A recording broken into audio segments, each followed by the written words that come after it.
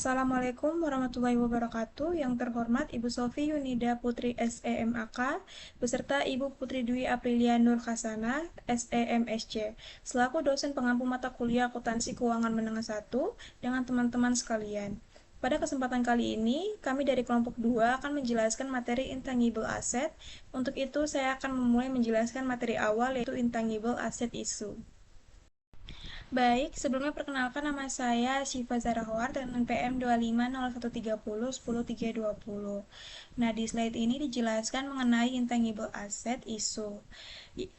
Intangible asset adalah aset yang tidak memiliki bentuk fisik tetapi tetap memberikan manfaat ekonomi jangka panjang bagi perusahaan. Terdapat 3 karakteristik utama dari intangible asset. Yang pertama ada identifiable, artinya aset dapat dipisahkan atau berasal dari hak kontraktual maupun hak legal. Yang kedua adalah lexical existence, yaitu tidak memiliki bentuk fisik seperti bangunan atau mesin. Dan yang ketiga ada non monetary asset, karena aset ini bukan berupa kas maupun piutang. Dalam valuation of intangibles, jika aset tidak berwujud dibeli dari pihak lain atau purchase intangibles, maka dicatat sebesar cost atau harga perolehannya. Sedangkan internally created intangibles umumnya langsung dibebankan sebagai expense. Namun ada pengecualian pada beberapa biaya tertentu yang memenuhi syarat pengakuan aset. Pada research and development cost, biaya research space harus diakui sebagai beban karena manfaat ekonominya belum dapat dipastikan. Sedangkan development phase dapat dikapitalisasi apabila memenuhi economic viability atau memiliki kemungkinan memberikan manfaat ekonomi di masa depan.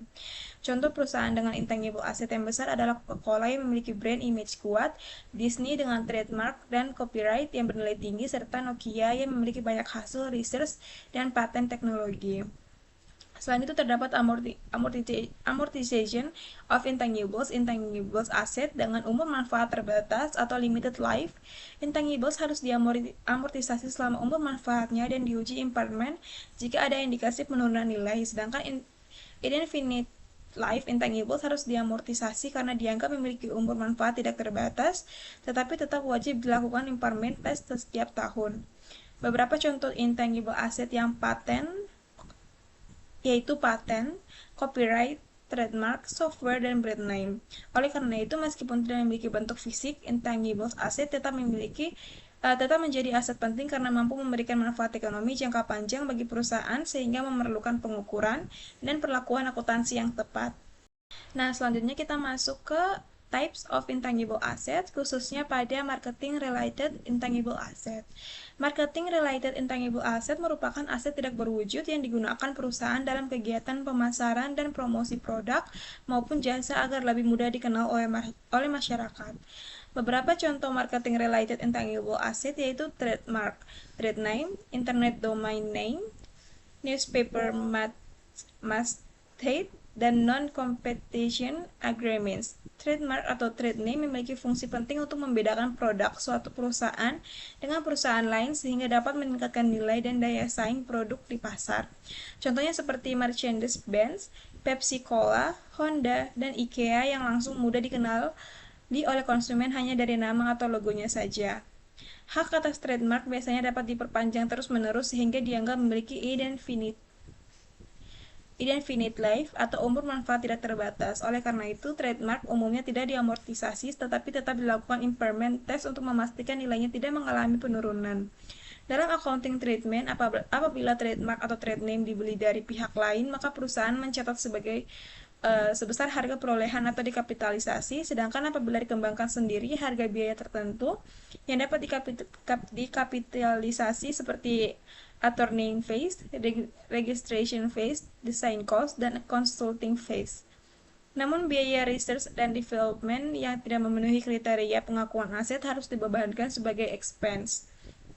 Selain itu, biaya tambahan yang dikeluarkan untuk mempertahankan trademark biasanya tidak boleh dikapitalisasi karena hanya menjaga manfaat ekonomi yang sudah ada dan tidak menciptakan aset baru ataupun menambah nilai aset secara signifikan. Dengan demikian, marketing related intangible asset menjadi aset penting bagi perusahaan karena dapat meningkatkan identitas merek, daya tarik produk, serta memberikan manfaat ekonomi jangka panjang. Untuk materi selanjutnya akan dijelaskan oleh rekan saya.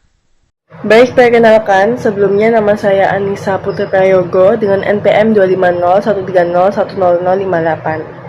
Nah, pada pembahasan selanjutnya saya akan menjelaskan mengenai Customer Related Intangible Asset. Nah, Customer Related Intangible Asset adalah aset tidak berwujud yang muncul karena hubungan perusahaan dengan pelanggan atau pihak eksternal lainnya. Aset ini tidak memiliki bentuk fisik tetapi tetap memiliki nilai ekonomi bagi perusahaan karena dapat membantu menghasilkan pendapatan di masa depan. Contoh yang paling umum adalah customer list atau daftar pelanggan. Selain itu ada juga order backlog, yaitu daftar pesanan yang belum dipenuhi serta hubungan pelanggan baik yang berdasarkan kontrak maupun tidak berdasarkan kontrak.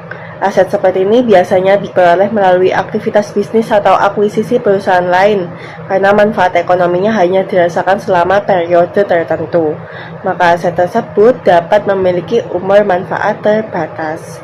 Jika umur manfaatnya itu terbatas, perusahaan wajib melakukan amortisasi, yaitu pengalokasian biaya aset selama masa manfaatnya.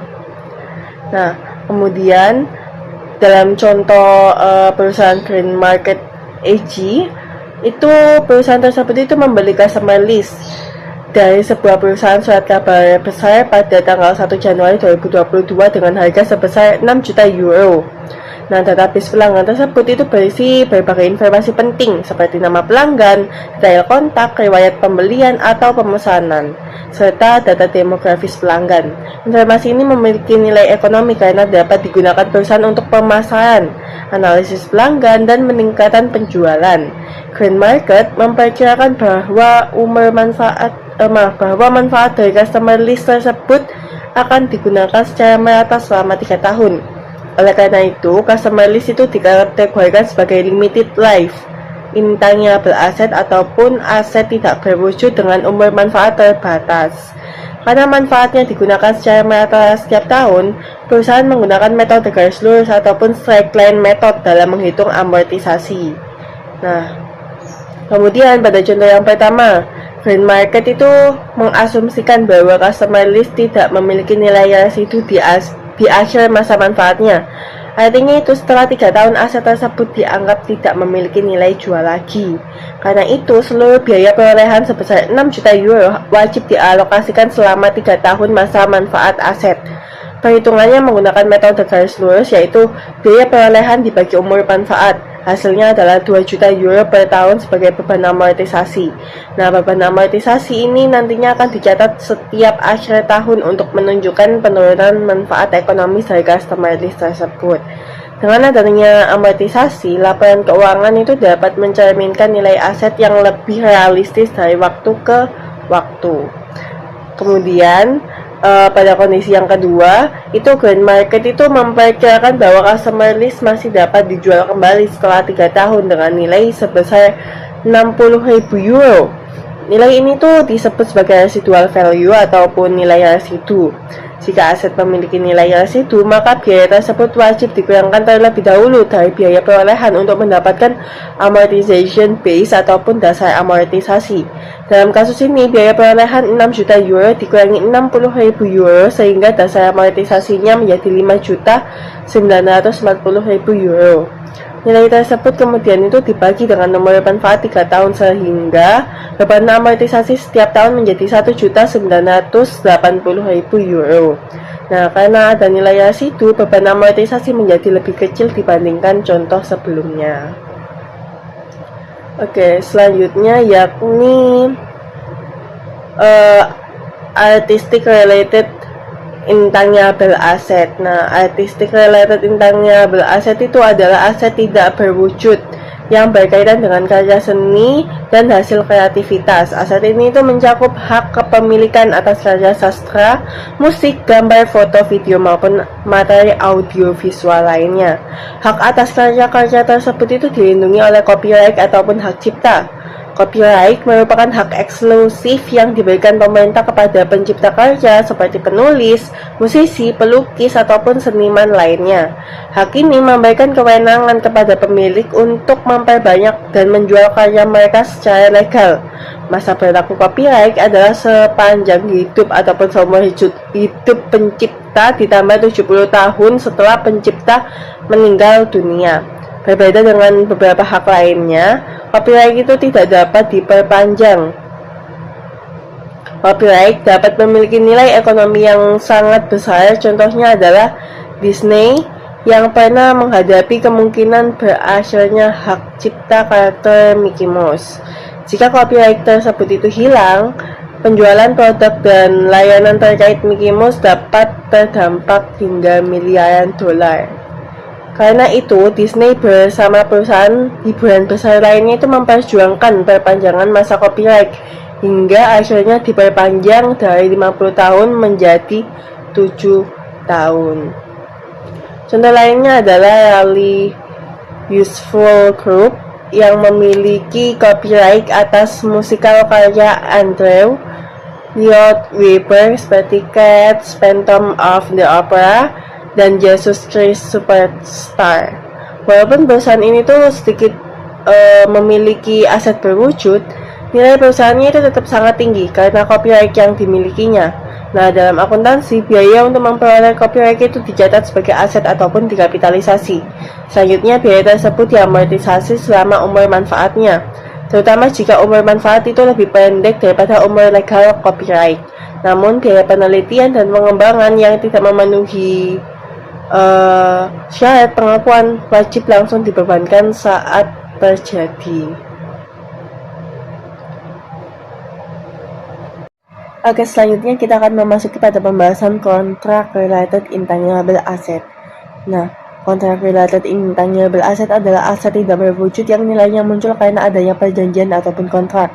Aset ini memberikan hak tertentu kepada perusahaan untuk menjalankan kegiatan usaha atau menggunakan hak bisnis tertentu.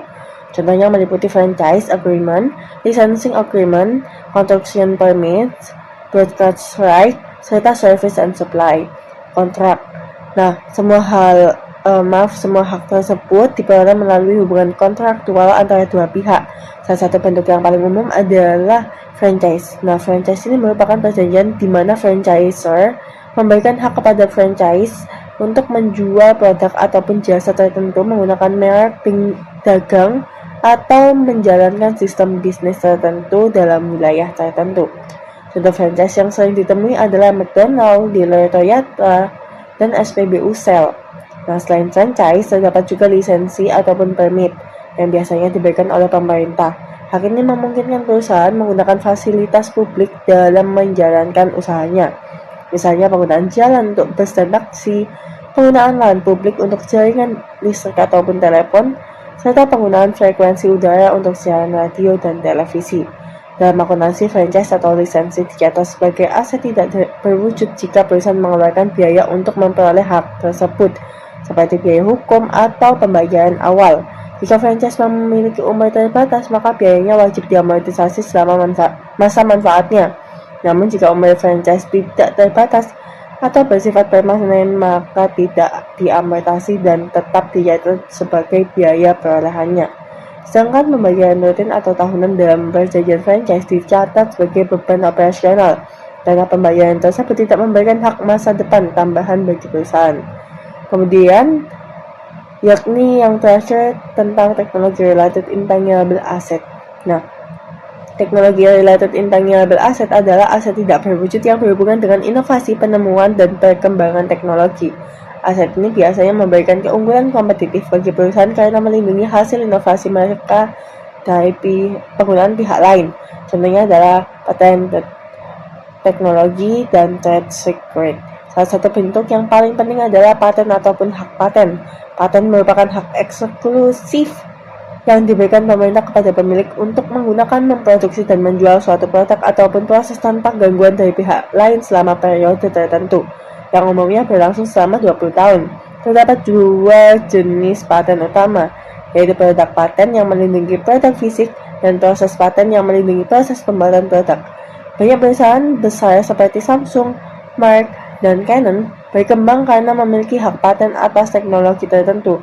Dalam akuntansi, jika perusahaan membeli paten dari penemu lain, maka harga beli paten dicatat sebagai aset atau dikapitalisasi.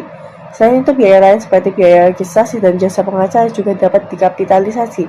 Namun, biaya riset dan pengembangan yang terjadi sebelum produk dianggap layak secara ekonomi wajib langsung dibebankan sebagai expense. Biaya paten kemudian diamortisasi berdasarkan umur legal ataupun umur manfaatnya, tergantung mana yang lebih pendek. Misalnya walaupun umur legal paten itu adalah 20 tahun, tapi perusahaan itu memperkirakan teknologi tersebut itu hanya bermanfaat selama 5 tahun. Karena perkembangan teknologi baru, maka amortisasi itu hanya dilakukan selama 5 tahun saja. Nah, dalam praktiknya, umur manfaat paten seringkali lebih pendek daripada umur legalnya. Hal ini dapat disebabkan oleh perubahan permintaan pasar, munculnya teknologi yang lebih baru, ataupun lamanya proses pengujian dan persetujuan produk. Contohnya pada industri farmasi, masa manfaat paten obat sering berkurang karena waktu yang dibutuhkan untuk uji hewan, uji manusia, dan persetujuan pemerintah sebelum produk dapat dijual ke masyarakat. Untuk pembahasan selanjutnya akan dijelaskan oleh rekan saya. Terima kasih. Terima kasih atas kesempatannya. Sebelumnya perkenalkan masih Lisa Kesha Purwanti dengan 3 nomor NPM akhir 086. Baik, selanjutnya kita akan membahas salah satu topik yang cukup signifikan dalam akuntansi aset tak berwujud, yaitu goodwill. Goodwill paling sering muncul dalam konteks business combination, yaitu ketika satu perusahaan mengakuisisi perusahaan lain. Dalam proses akuisisi tersebut, aset dan liabilitas yang diambil alih dicatat sebesar fair value-nya. Seringkali harga yang dibayarkan oleh pihak pengakuisisi ternyata melebihi total fair value dari net asset yang berhasil diidentifikasi. Nah, selisih inilah yang kemudian kita kenal sebagai goodwill. Secara definisi, goodwill adalah kelebihan harga beli di atas fair value dari identifiable net asset yang diperoleh. Goodwill diukur secara residual, bukan diukur secara langsung, melainkan diperoleh dari sisa setelah seluruh aset dan liabilitas yang dapat diidentifikasi telah dinilai. Itulah mengapa goodwill sering disebut sebagai plug, gap filter, atau master valuation account. Secara konseptual, goodwill mempresentasikan manfaat ekonomi masa depan yang berasal dari aset-aset lain yang diperoleh dalam satu business combination, namun tidak dapat diidentifikasi atau diakui secara terpisah. Selanjutnya kita akan membahas kapan dan bagaimana goodwill dicatat dalam laporan keuangan. Terdapat dua skenario yang diperlukan untuk dibedakan. Pertama, internally created goodwill. Goodwill yang tumbuh secara internal, misalnya dari reputasi yang dibangun sendiri, loyalitas pelanggan, atau kualitas manajemen yang tidak dapat dikapitalisasi. Alasannya, pengukuran komponen-komponen goodwill sangat kompleks dan sulit untuk menghubungkan biaya yang dikeluarkan dengan manfaat ekonomi di masa depan. Kedua, purchase goodwill. Goodwill baru dapat diakui apabila perusahaan mengakuisisi seluruh entitas bisnis dari pihak lain. Caranya adalah dengan membandingkan harga beli dengan fair value dari net asset yang diperoleh dan selisihnya dicatat sebagai goodwill. Sebagai ilustrasi, kita gunakan contoh dari buku Feng Income yang mengakuisisi Traktorling SA seharga $400.000. Setelah dilakukan investigasi dan appraisal independen, fair value dari net asset Traktorling ditetapkan sebesar $350.000 yang terdiri dari property, plant and equipment senilai $205.000, patentnya $18.000, inventory $122.000, receivable $35.000, dan cash $25.000, dikurangi liabilitas sebesar $55.000. Lantas mengapa Feng bersedia membayar lebih dari nilai wajar aset tersebut? Karena Traktorling memiliki reputasi yang baik, rating kredit yang solid, tim manajemen yang berpengalaman, karyawan terlatih, serta potensi sinergi dalam entitas yang tergabung. Seluruh faktor tersebut memiliki nilai ekonomis namun tidak dapat diidentifikasi sebagai aset tersendiri. Maka dari itu, selisih sebesar $50.000 dicatat sebagai goodwill menggunakan pendekatan yang disebut master valuation approach. Adapun jurnal yang dicatat oleh Feng adalah sebagai berikut, di mana mendebit seluruh aset yang diperoleh sesuai fair value masing-masing termasuk goodwill $50.000 serta mengkredit liabilitas yang diambil alih dan kas yang dibayarkan sebesar $400.000.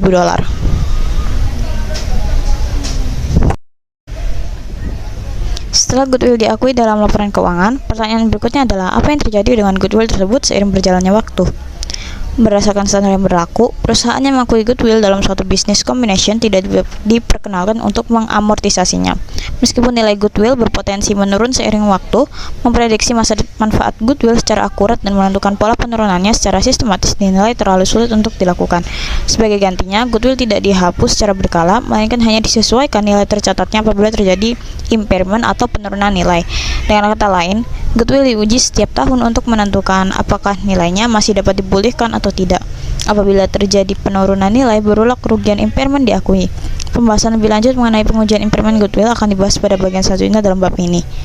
Sejauh ini, kita telah membahas situasi di mana harga beli melebihi fair value net asset yang diperoleh, sehingga menghasilkan goodwill. Namun bagaimana jika yang terjadi adalah sebaliknya? Bargain purchase terjadi ketika harga yang dibayarkan oleh perusahaan pengakuisisi justru lebih rendah dari fair value identifiable net asset yang diperoleh. Situasi ini dapat terjadi misalnya ketika penjual berada dalam tekanan finansial yang memaksanya untuk menjual aset di bawah nilai wajarnya. Dalam kondisi ini, selisih yang timbul yaitu kelebihan fair value net asset di atas harga beli tidak dicatat sebagai goodwill negatif, melainkan langsung diakui sebagai keuntungan atau gain dalam laporan laba rugi pada periode terjadinya akuisisi. Sebagai ilustrasi, apabila Feng Inc. berhasil mengakuisisi Tractor Link SA seharga $300.000, sementara fair value net asset Tractor Linknya tetap sebesar $350.000, maka selisih sebesar $50.000 diakui langsung sebagai gain on purchase dalam laporan laba rugi, bukan sebagai aset. Materi berikutnya akan dijelaskan oleh rekan saya, dipersilahkan. Baik, terima kasih atas kesempatan yang telah diberikan. Perkenalkan, saya Putri Nazifah Faizaswa dengan NPM 25013010077. Pada slide kali ini, kita akan membahas mengenai impairment pada aset tak berwujud yang terjadi ketika nilai yang tercatat lebih besar dibandingkan nilai yang dapat dipulihkan atau recoverable amount. Recoverable amount ini sendiri merupakan nilai tertinggi antara fair value less cost to sell dan value in use. Jika nilai tercatat lebih tinggi, maka selisihnya dicatat sebagai kerugian impairment. Lalu impairment ini memiliki beberapa poin. Yang pertama ada goodwill, yang dimana goodwill ini berbeda dengan aset tak berwujud lainnya, karena goodwill ini tidak dapat diamortisasi. Sebagai gantinya, goodwill harus diuji impairment secara berkala. Uji ini dilakukan apabila terdapat indikasi penurunan nilai, seperti penurunan kinerja perusahaan, perubahan kondisi bisnis atau regulasi, serta pengembangan teknologi dan persaingan. Jika terjadi impairment, kerugiannya akan dilaporkan ke dalam laporan laba rugi. Untuk menghitung impairment loss ini, kita bisa memakai rumus carrying amount dikurangi dengan recoverable amount.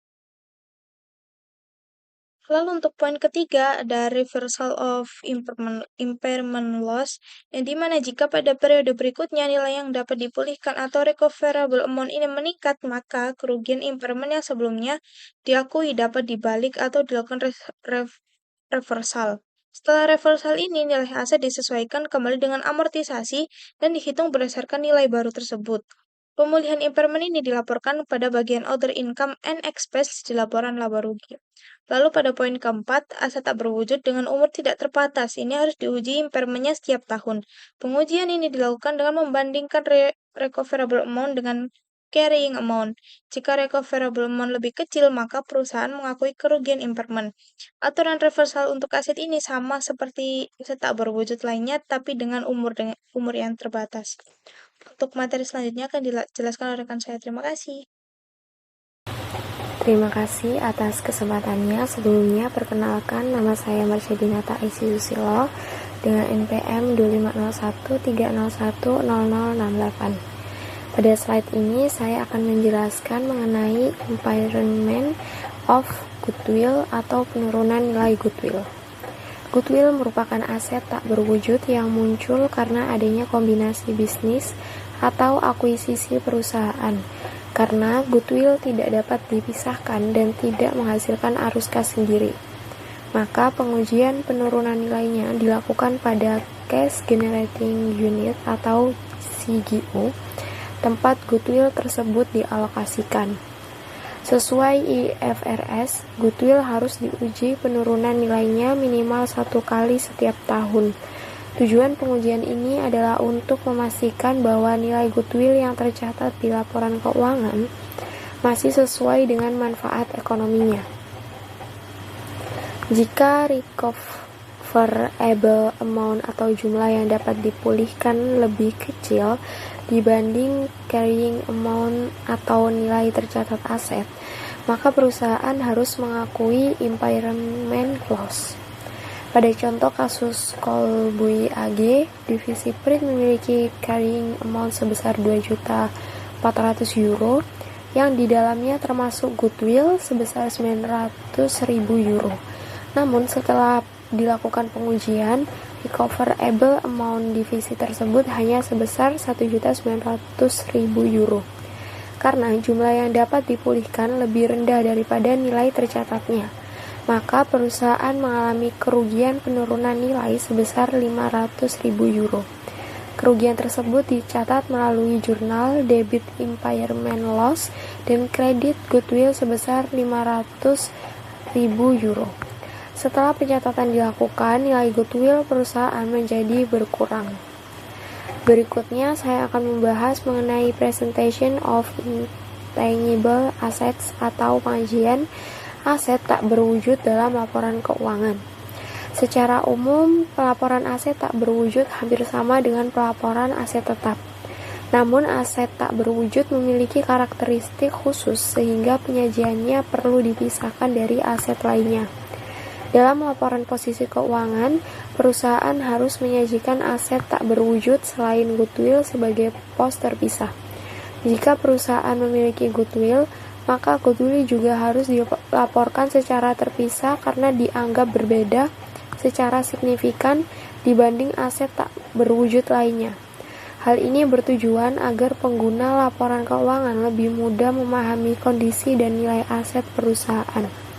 Selain itu, dalam laporan laba rugi, perusahaan juga harus mencatat beban amortisasi, kerugian penurunan nilai, serta pembalikan penurunan nilai untuk aset tak berwujud selain goodwill.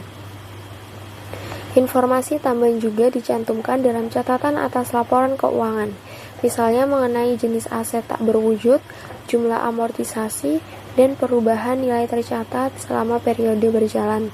Dengan adanya penyajian dan pengungkapan tersebut, laporan keuangan menjadi lebih transparan dan informatif. Selanjutnya, pada slide ini saya akan membahas mengenai Research and Development atau R&D. Kegiatan R&D dibagi menjadi dua bagian utama, yaitu Research Activities dan Development Activities. Research Activities adalah kegiatan yang dilakukan untuk memperoleh pengetahuan atau pemahaman baru. Kegiatan ini biasanya masih bersifat eksplorasi dan belum tentu berhasil. Contohnya seperti penelitian laboratorium, eksperimen ilmiah, atau pencarian teknologi baru. Fokus utama research activities adalah menemukan ide, teori, atau pengetahuan baru yang dapat dikembangkan lebih lanjut. Sedangkan development activities merupakan tahap lanjutan dari penelitian, yaitu penerapan hasil penelitian menjadi produk, proses, atau sistem baru sebelum digunakan secara komersial. Contohnya seperti pembuatan prototipe, pilot project, dan pengembangan desain produk baru. Pada tahap ini, perusahaan mulai mengembangkan hasil penelitian agar dapat digunakan secara nyata. Namun, tidak semua aktivitas perusahaan termasuk dalam R&D.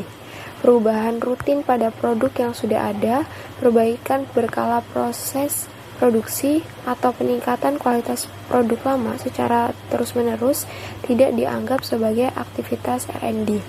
Hal tersebut karena aktivitas tersebut hanya bersifat rutin dan tidak menghasilkan inovasi atau pengetahuan baru yang signifikan. Untuk materi selanjutnya akan dijelaskan oleh rekan saya. Baik, terima kasih atas waktunya. Perkenalkan, nama saya Ali Fatur Mustafa dengan NPM 210130101009. Jadi di sini saya akan menjelaskan mengenai biaya riset dan pengembangan atau R&D, atau bisa juga biaya penelitian dan pengembangan atau litbang.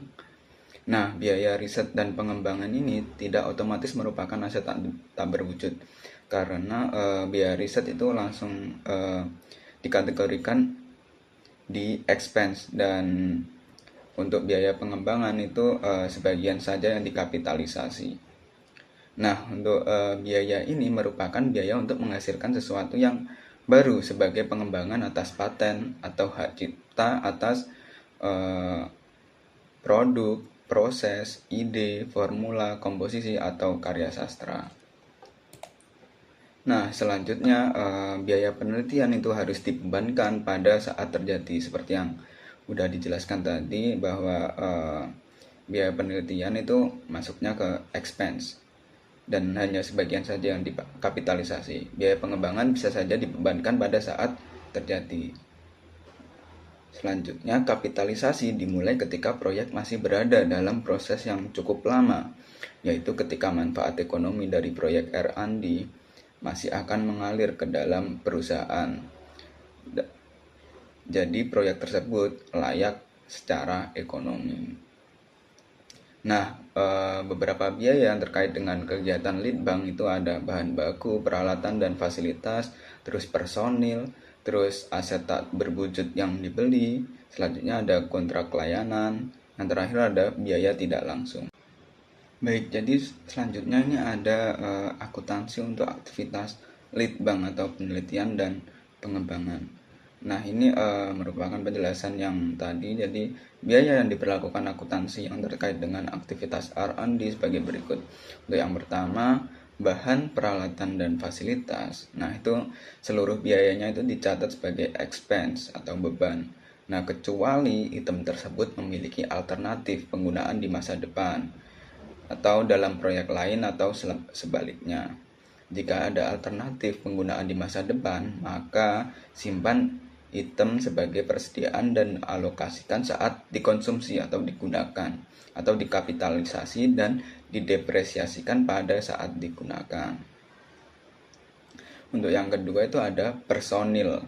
Nah, pencatatan sebagai beban atau expense dilakukan pada saat pembayaran gaji, upah atau biaya terkait lainnya dari personel yang terlibat dalam R&D saat terjadi. Terus yang ketiga ini ada barang tak berwujud yang dibeli. Nah, ini diakui dan diukur pada nilai wajar setelah pengakuan awal. Penghitungan sesuai dengan sifatnya, baik sebagai aset tak berwujud dengan umur terbatas ataupun berumur tidak terbatas. Yang keempat ini ada layanan kontrak. Pencatatan sebagai beban dilakukan pada saat biaya layanan yang dilakukan oleh pihak lain sehubungan dengan aktivitas R&D terjadi. Untuk yang terakhir ini ada biaya tidak langsung. Nah, ini termasuk pengalokasian wajar atas biaya tidak langsung dalam biaya R&D, kecuali biaya umum dan administrasi yang harus terkait secara jelas agar dapat dimasukkan dalam aktivitas R&D. Jadi, sebagian umum ini dikategorikan sebagai expense atau baik. Jadi di sini kita bisa melihat mengenai penyajian biaya lead bank. Nah, perusahaan itu harus mengungkapkan total biaya lead bank atau R&D yang dicatat sebagai beban pada setiap periode. Jadi di sini ada contohnya dari perusahaan GlaxoSmithKline. Nah, ini ada yang pertama ada turnover, cost of sales, terus gross profit, selling general administrative, dan ini ada research and development dan sebagainya. Nah, ini akan dicatat pada income statement. Baik, itulah pembahasan yang dapat kami sampaikan pada kesempatan kali ini. Semoga presentasi ini dapat menambah wawasan kita semua. Dan apabila dalam penyampaian kami terdapat kesalahan, baik dalam perkataan maupun materi, kami mohon maaf. Terima kasih. Wassalamualaikum warahmatullahi wabarakatuh.